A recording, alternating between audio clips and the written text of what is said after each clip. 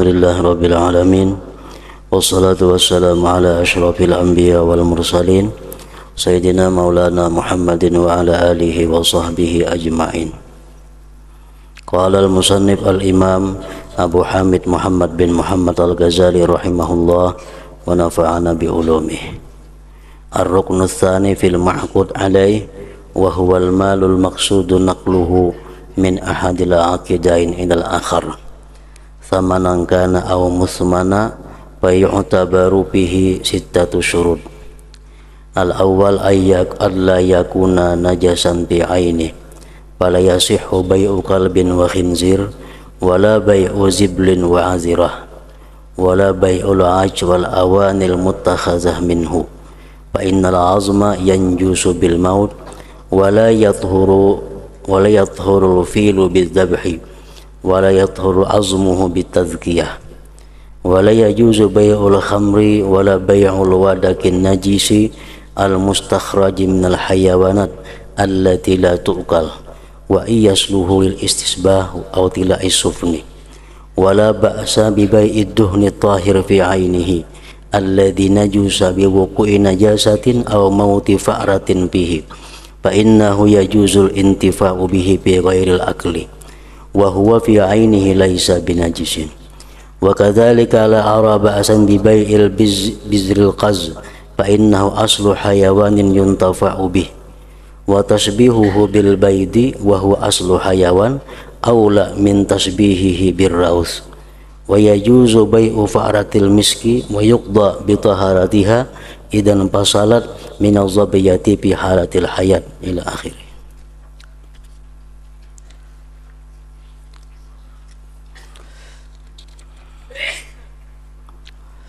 Rukun kedua daripada jual beli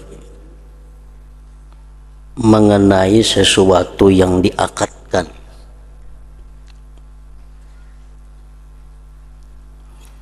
Rukun yang pertama adalah orang yang berakad. Orang yang berakad itu ada dua, penjual dan pembeli. Rukun yang kedua sesuatu yang diakadkan, itu pun ada dua juga, harga dan barangnya,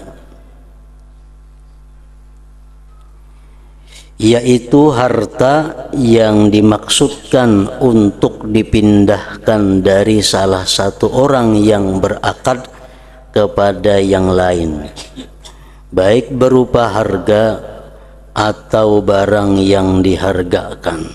Padanya terdapat 6 syarat. Jadi barang yang dijual itu sah apabila di dalamnya terhimpun 6 syarat ini. Satu syarat di antara yang 6 ini kurang, maka berarti barang itu kada bisa untuk diperjualbelikan.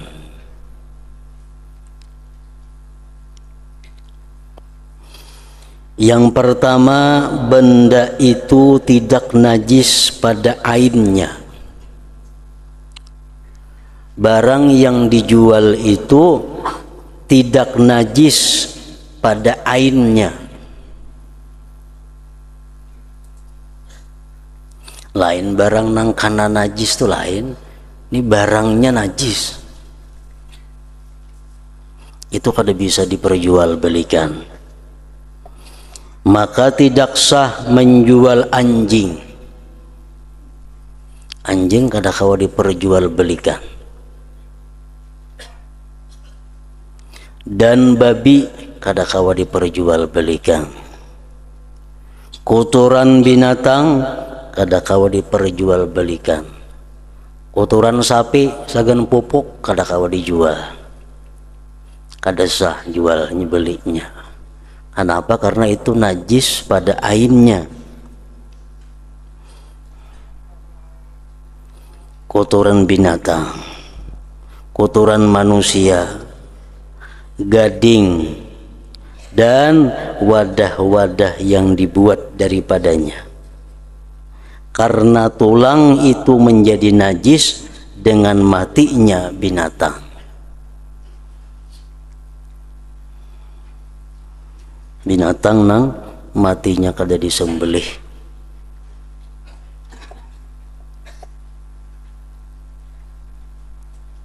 Karena tulang itu menjadi najis dengan matinya binatang. Gajah tidak suci karena disembelih. Jadi gading gajah itu otomatis najis. Wadah-wadah nang dibuat dari gading gajah najis, kadakawa diperjualbelikan.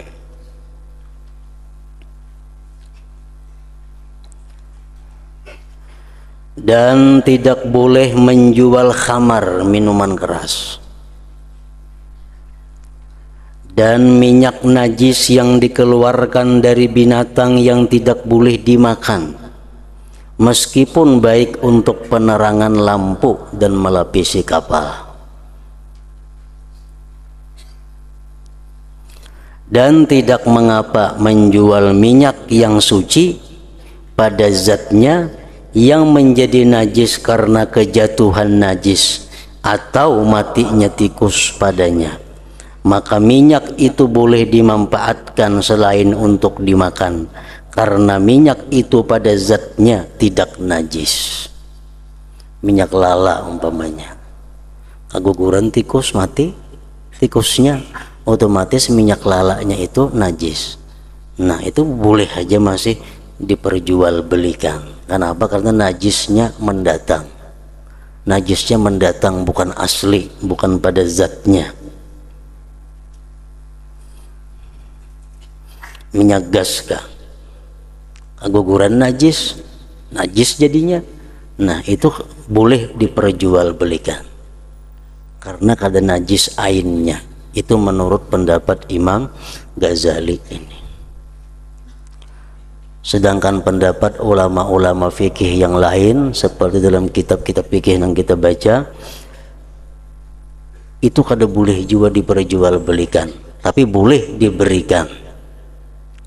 Misal minyak gas keguguran najis, jadi najis, itu kada boleh juga diperjualbelikan. Amun diberiakan boleh. Minyak lala keguguran najis kada boleh lagi dijual, walaupun kalau dipakai untuk selain disangakan, walaupun kalau dipakai untuk selain yang dimakan, itu kada boleh dijual. Ujar pendapat ulama fikih selain Imam Ghazali ini. Imam Ghazali boleh ujar itu dijual.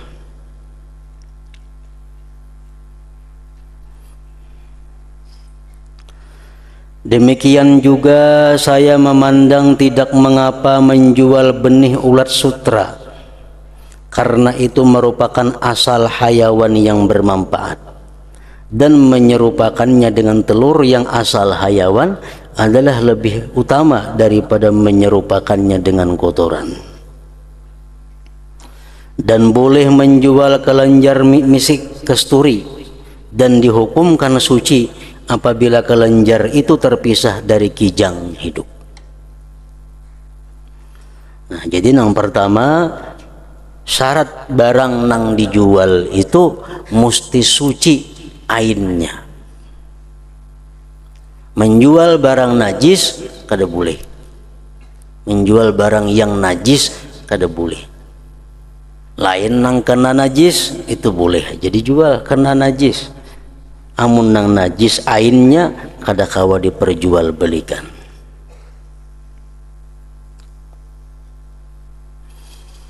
Yang kedua, syaratnya barang yang boleh diperjualbelikan itu benda itu dapat diambil manfaatnya. Benda itu dapat diambil manfaatnya. Maka tidak boleh menjual serangga, tikus, ular.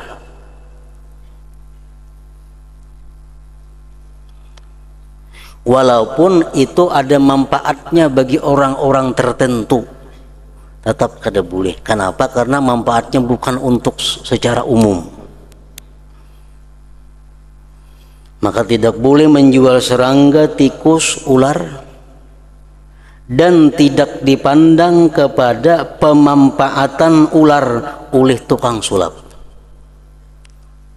Tukang sulap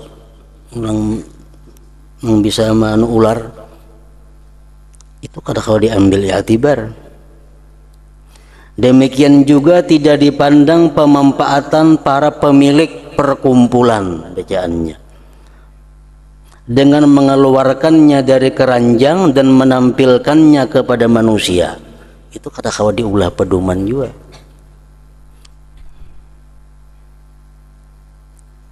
Jadi barang nang dijual belikan ini barang nang kawa diambil manfaatnya secara umum.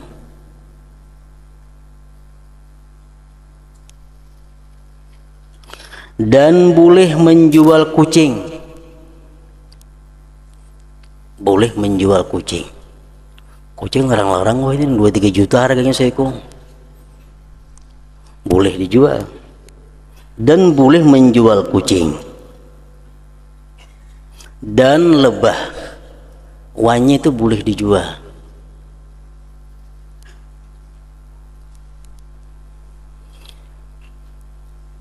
Menjual harimau, singa, dan binatang yang layak untuk berburu atau dimanfaatkan kulitnya. Macan, kulitnya bagus, itu kalau diperjualbelikan karena manfaatnya ada kulitnya itu. Boleh menjual gajah untuk membawa, angkat, angkut. Nah, gajah kalau diperjualbelikan. Boleh menjual burung biu, burung merak, dan burung-burung yang manis rupanya, sekalipun tidak boleh dimakan. Boleh, karena bersenang-senang dengan suaranya dan memandang kepadanya merupakan tujuan yang dibolehkan. Ada burung yang bagus, yang nyaman dilihat, itu boleh diperjualbelikan. Burung piung yang bagus suaranya, yang bagus bunyinya, boleh diperjualbelikan. Hanyalah anjing yang tidak boleh untuk dipelihara karena kagum kepada bentuknya, karena ada larangan Rasulullah Sallallahu Alaihi Wasallam. Kalau ada anjing saling bungasan, kada kawa diperjualbelikan. Karena Rasulullah sudah melarang untuk memperjualbelikan anjing karena kagum kepada bentuknya.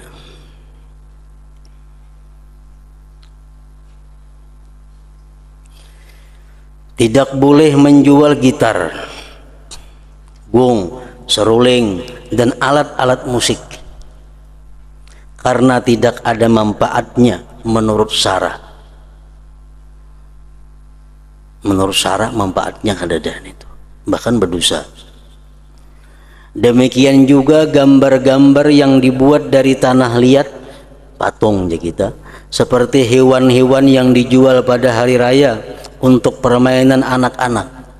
Tanah liat dibentuk jadi kuda, tanah liat dibentuk jadi macam manusia, tanah liat dibentuk kayak jadi kucing. Itu kada boleh diperjualbelikan. Kada boleh diperjualbelikan. Sesungguhnya memecahnya itu wajib menurut syara. Patung menjadinya. Sedangkan gambar-gambar pepohonan itu dimaafkan, kada apa-apa artinya. Adapun pakaian dan talam yang padanya terdapat gambar-gambar hayawan, maka sah menjualnya. Baju batik gambar burung umpamanya, baju batik gambar kuda, itu sah aja menjualnya. Pakaian dan talam, nah di situ ada gambar-gambar binatang, maka sah menjualnya. Demikian juga tirai.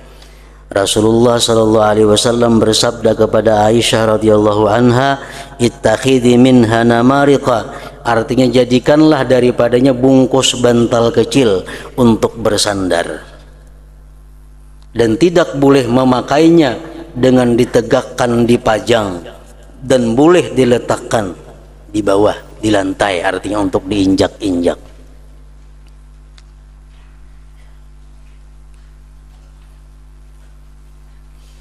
Kain-kain nang bergambar binatang itu itu boleh jadi perjualbelikan. Namun kita kada boleh memajang di rumah, diandak di pemandangan, nah jangan. Kalau diandak diulah sebagai lapis bantal, segan disandari, segan dirabahi, kada apa-apa.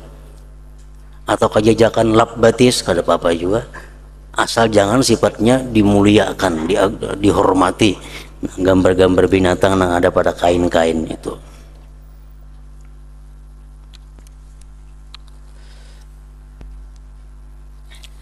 Jadi yang kedua, syaratnya barang yang diperjualbelikan itu dapat diambil manfaat, baik manfaat menurut syara atau manfaat menurut hissi.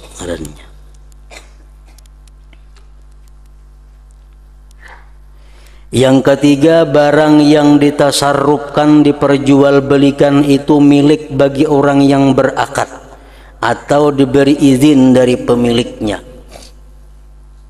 Barang itu barang ampunnya nang diperjualbelikan, atau ampun orang lain nang inya dapat izin untuk memperjualbelikannya.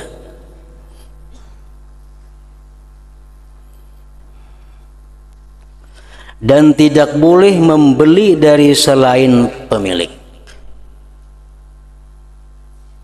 karena menunggu izin dari pemilik.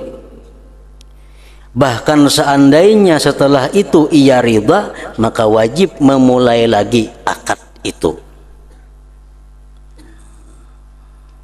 Ini nukar barang lawan anak umpamanya, abahnya kadada tukar ya barangnya, nah kada sah.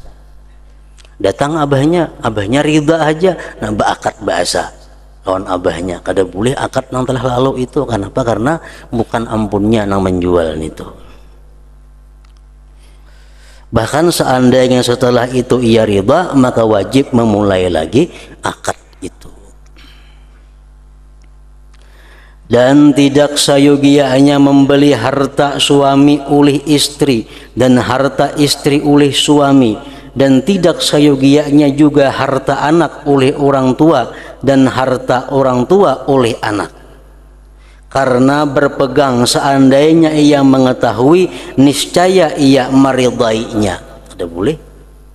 Umpamanya si perempuan menjual barang lakinya dengan berpegang, andai kata lakinya tahu, lakinya ridha aja juga, kada boleh itu. Atau si laki menjual harta ampun bini dengan berpegang kepada sangkaan si bini mengizini aja, ridha aja mau jual, tapi kada bepada, nah kada boleh juga. Atau abah mengambil harta anak dijual abah dengan sangkaan menjadi abah itu anakku pasti ridha aja mau aku menjualnya, kada boleh juga. Anak lawan harta kuitan kada boleh juga. Misal si anak menjual sepeda kuitan, sangkaan anak sidin ridha aja mau dijualnya, ada apa-apa juga. Nah sangkaan ridha kada kawan itu. Karena berpegang seandainya ia mengetahui niscaya ia meridainya. Apabila ridha itu tidak didahulukan, maka jual beli itu tidak sah. Jadi minta ridha dahulu, hanyar diperjualbelikan. Nah kada kawa jual beli dahulu, ridhanya bedudi. Apabila ridha itu tidak didahulukan, maka jual beli itu tidak sah. Dan hal-hal yang semacam itu dari apa yang berlaku di pasar, maka wajib atas hamba yang beragama untuk memelihara diri daripadanya.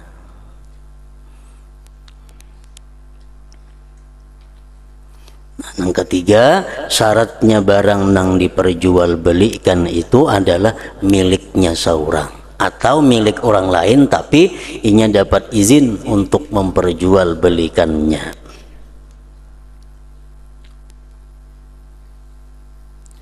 Yang keempat, benda yang diakadkan itu dapat diserahkan. Barang yang diperjualbelikan itu kawa diunjuk, baik menurut syara dan indra. Apa yang tidak dapat diserahkan secara indera maka tidak sah menjualnya.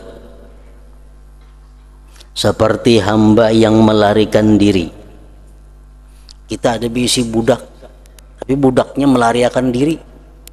Kita jual lawan orang, kita kada kawan nyerahkan saat itu.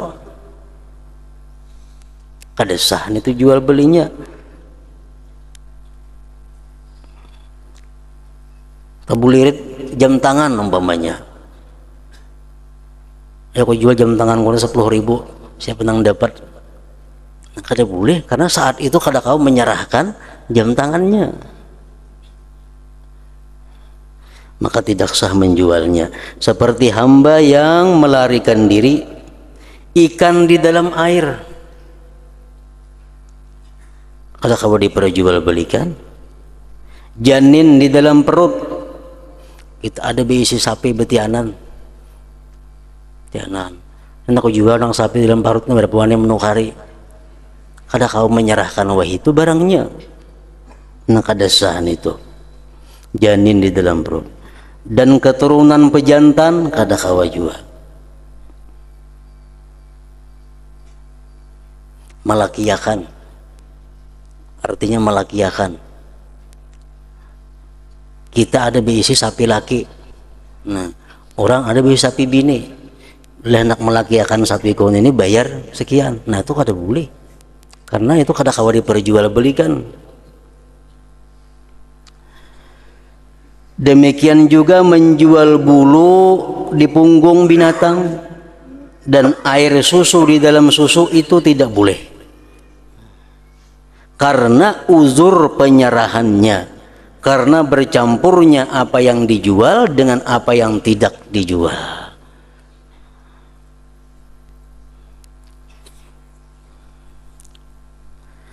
Sesuatu yang tidak bisa diserahkan menurut syara adalah seperti barang yang digadaikan.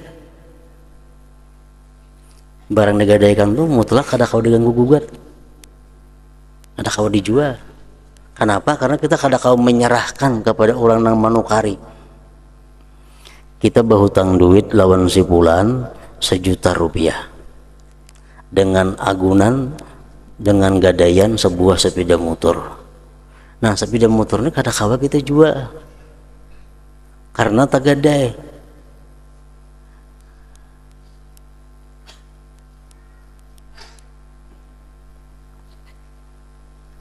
Kecuali ada izin orang nang menghutangi itu, kada kawa barang nang tasanda atau kada boleh diperjualbelikan. Sesuatu yang diwakafkan kada kawa diperjualbelikan lagi, sudah wakaf. Dan budak perempuan yang melahirkan dari tuannya, seorang budak dikumpuli oleh tuannya lalu berenakan. Nah budak itu kada boleh diperjualbelikan. Kenapa? Karena amun tuannya meninggalnya merdeka, kada kawa diperjualbelikan, maka tidak sah juga menjualnya. Demikian juga menjual induk binatang tanpa anak apabila anaknya kecil, kada boleh juga.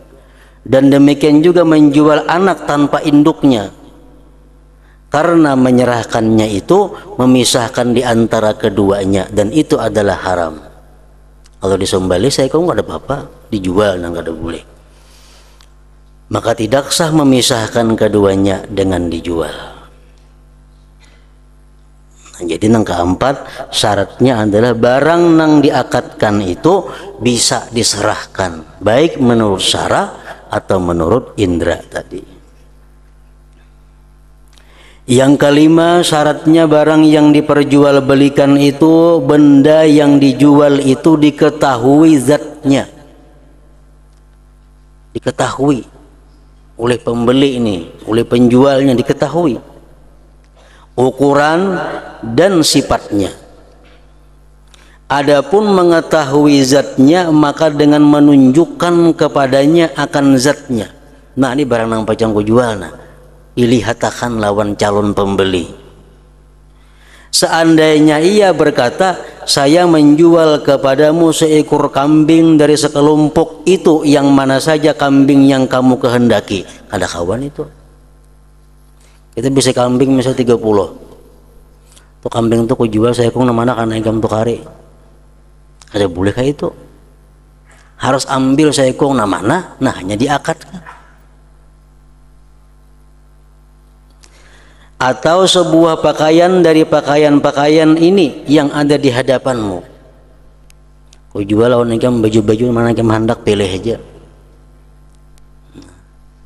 Kalau hanya macam itu kada boleh, mesti ambil sebuting di antaranya, nama yang ditukari ambil, diakadkan. Nah itu maka. Atau satu hasta dari kain katun kasar ini, dan ambillah dari sisi mana kamu kehendaki. Atau 10 hasta dari tanah ini, dan ambillah dari ujung mana kamu kehendaki, maka jual beli itu batil kadasa. Kenapa? Karena kada ada kejelasan barang nang ditampayakan tuh nang mana jua nang diperjualbelikan. Amunnya di toko kita banyak baju kuning ku jual semua nama nang kayak hendak, diambilnya sebuting, nah ini jual berapa, nah itu lain kisahnya. Itu akad bahasa ngarannya, itu boleh aja. Kambing kunang 1000 tuh ku jual 10 hikong, mana yang hendak pilih, dipilihnya 10, bawanya kita, nah 10 nya ulun tukari, nah jual kada apa-apa itu, karena sudah tertentu barangnya di hadapan kita, diambilnya 10, nang kada boleh. Jadi nang kada baakatan lagi mbah itu, nah itu nang kada boleh. Seluruhnya itu dari apa yang dibiasakan oleh orang yang menganggap inting dalam agama, kecuali ia menjual sesuatu yang terkenal, seperti ia menjual separuh sesuatu atau 1/10-nya, maka sesungguhnya itu boleh. Bisi tanah misal 50 meter, itu ku jual separuh, nah itu boleh jam itu. Atau ku jual 1/10-nya, nah itu boleh. Adapun mengetahui dengan kadar ukuran, maka hanyalah dapat dicapai dengan takaran atau timbangan atau melihat kepadanya. Seandainya ia berkata, saya menjual pakaian kepadamu dengan apa yang Fulan menjual pakaiannya, sedangkan keduanya tidak mengetahui hal itu, maka jual beli itu batil. Seandainya ia berkata, saya menjual kepadamu seangguk gandum ini, maka itu batil. 1 yok, ada gandum 1 yok di sini, nah aku jual 10.000 gandum 1 yok, ada tahu berapa litarannya, berapa kiloannya, nah itu batil. Atau ia berkata, saya menjual kepadamu dengan sekumpulan dirham ini atau dengan sepotong emas ini, sedangkan ia melihatnya, maka jual beli itu sah. Emasnya sepotong, ku jual sekian, kita melihat, walaupun kita kada tahu timbangannya, nah itu sah aja. Karena penentuan berdasarkan dugaan dengan melihat itu cukup untuk mengetahui kadar ukuran tadi. Adapun mengetahui dengan sifat, maka itu hasil dengan melihat ain bendanya, dan tidak sah menjual barang gaib, barang nang jauh. Aku ada bisi tanah umpamanya di Samarinda, nak legam nukari, kada tahu tentang mana nang menukari ini tanahnya, nah itu kada kawa, kada sah jual belinya karena gaib barangnya, kecuali apabila pernah melihat terlebih dahulu sejak masa yang biasanya tidak ada perubahan padanya. Nah kecuali jam itu, aku ada bisi tanah di Samarinda, nah yang kamu melihat tahun dulu tuh ya tanahnya, nah terus aku jual sekian, nah ini pernah melihat dahulu tanah itu, nah itu boleh aja itu, ada apa-apa.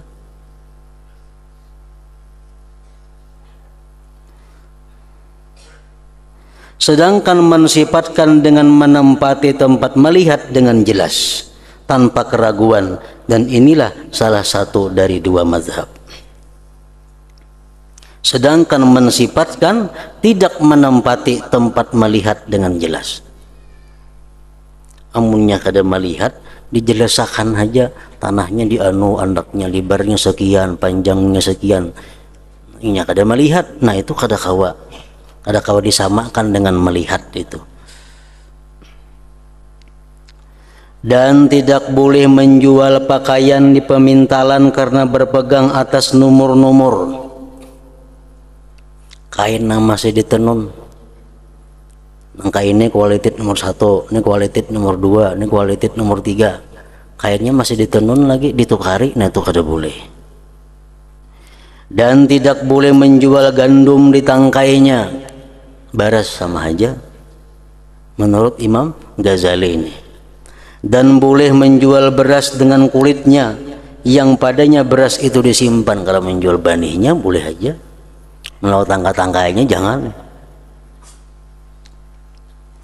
Demikian juga menjual kelapa dan badam pada kulit bawah, dan tidak boleh pada dua kulit tempurung dan serabut. Jadi menurut Imam Ghazali, kalau kita berjual nyiur itu mesti nyiurnya, kada boleh lagi bertempurung, apalagi bersabut. Masih nang digugur di pohon tuh dijual tuh kada boleh. Itu sepakat ulama. Menjual nyiur nang gugur di pohon itu mediputek, dijual nyiurnya tuh kada boleh. Kenapa? Kan dua lapisan, ada sabutnya, ada tempurungnya, hanyar nyiurnya. Nah kalau sudah dicabut, sudah diambil sabutnya, tinggal tempurungnya, nah itu khilaf ulama. Menurut Ghazali kada boleh juga, menurut ulama yang lain boleh. Jadi mana bersabut tuh jangan dijual-jual itu. Dan tidak boleh pada dua kulit, tempurung dan serabut.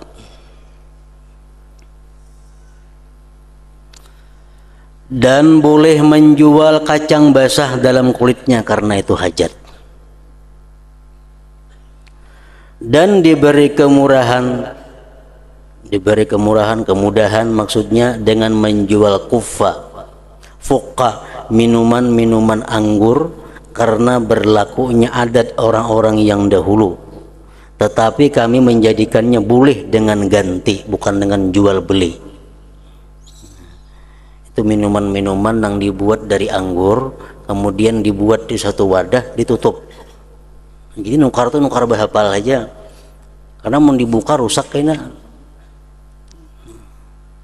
Nah itu diberi kemudahan, boleh aja macam itu. Jika ia membelinya untuk dijualnya, maka kias itu membatalkannya, karena ia tidak tertutup dengan tutupan kejadian, tutupan ulahan aja. Kalau untuk diminum seorang boleh aja, tapi untuk dijual pulang nah itu kada boleh. Dan tidak jauh untuk diberi kelonggaran dengannya, karena dalam mengeluarkannya itu merusaknya, seperti delima dan apa yang tertutup dengan tutupan kejadian bersamanya. Nah, jadi nang kelima, syarat barang nang diperjualbelikan itu diketahui zatnya, ukuran dan sifatnya oleh calon pembeli ini.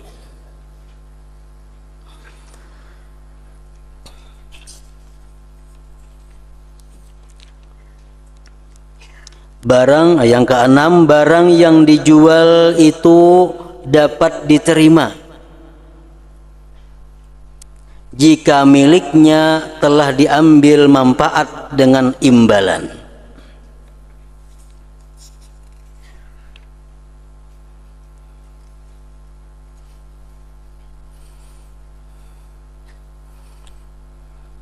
Artinya barang nang dijual belikan itu mesti dapat diterima, artinya dikabat.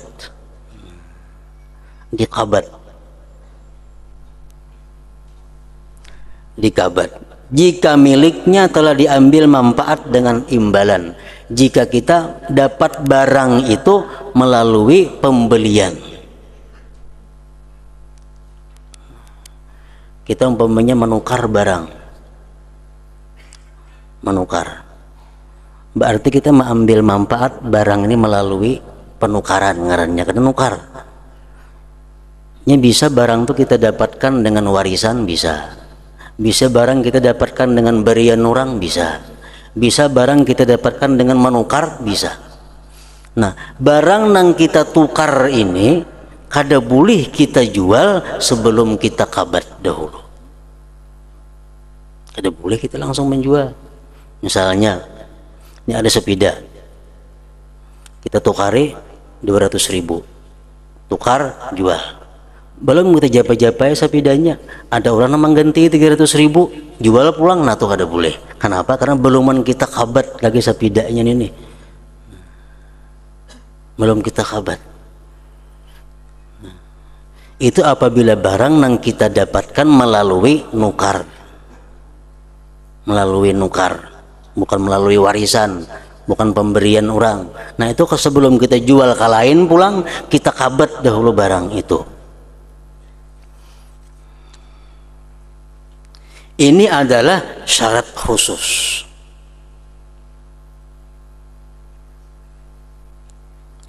Rasulullah Shallallahu Alaihi Wasallam telah melarang dari menjual sesuatu yang tidak dapat diterima. Maksudnya Rasulullah melarang menjual sesuatu yang belum kita kabat.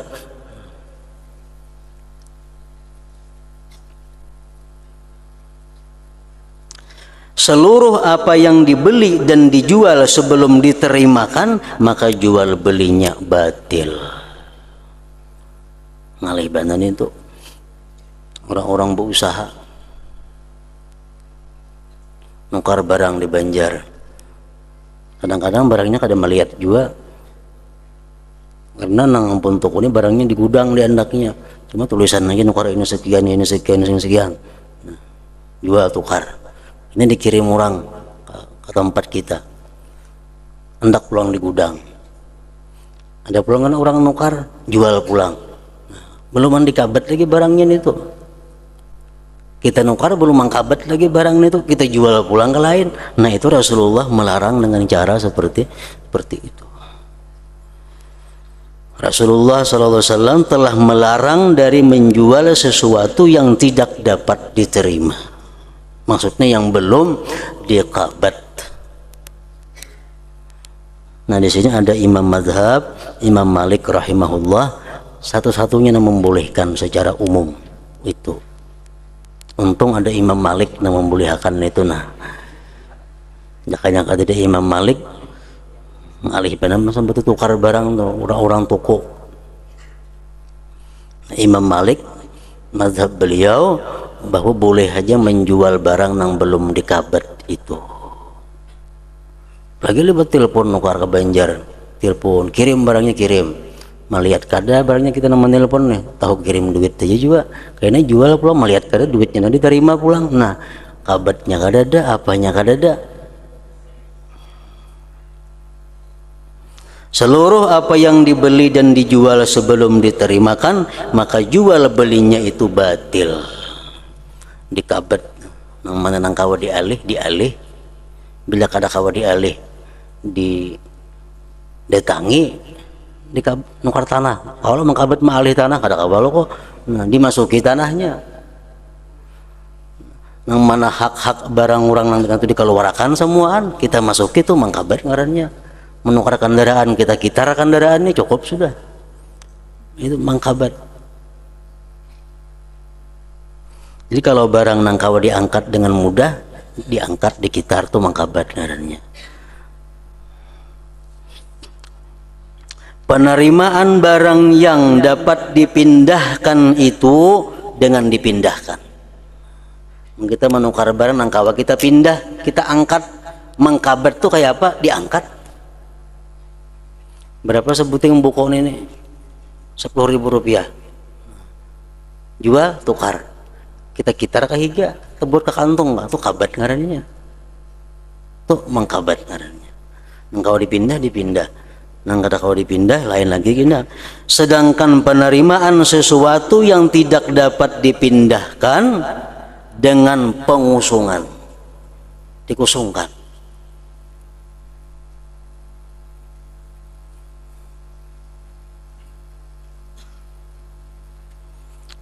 menjual rumah, atau menjual toko, kayak apa cara mengkabatnya? Kalau warakan barang kita dalam rumah itu, orangnya suruh naik ke toko, hanya resah jual belinya. Nah ini kadang-kadang nang luput digawi oleh orang nang menjual bai'ul uhdah ngarannya. Bai'ul uhdah itu dibolehkan dalam fikih, jual perjanjian. Toko kau jual lawan ikam 10 juta, biarin 10 juta, tapi aku pulang nyewanya sebulan 100.000. Nah itu boleh, tapi asal jual belinya dikabat. Nah jadi misalnya toko kita toko pedagang pakaian, nah, kita jual toko kita ini ke lain 10 juta, tapi kini aku pulang nyewanya tiap bulan, ada nang hakun diberi orang 10 juta, kita ambil duitnya. Nah selama kita berakad itu untuk mengkabatnya barang di toko semua dikeluarkan dulu. Nah kalau warakan dulu hanya nang manukar tidak naik ke toko situ, masukkan pulang barangnya. Nah itu ngarannya bila kadang jam itu kada sah.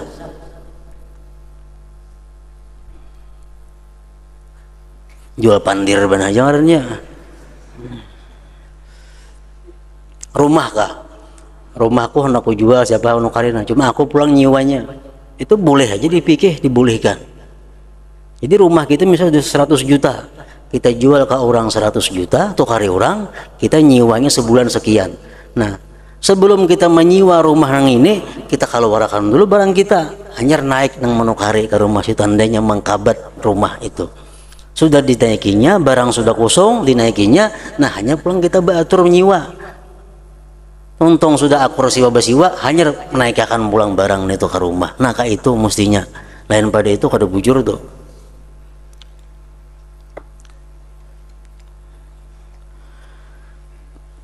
Sedangkan penerimaan sesuatu yang tidak dapat dipindahkan dengan pengusungan.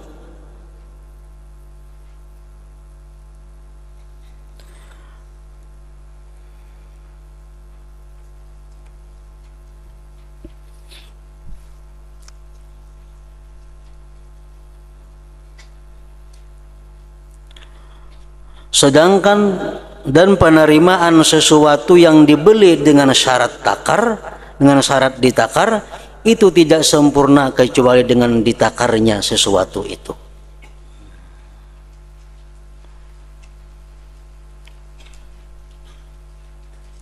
Kita membeli beras dengan syarat berasnya ditakar di hadapanku. Nah, mesti ditakar berasnya itu.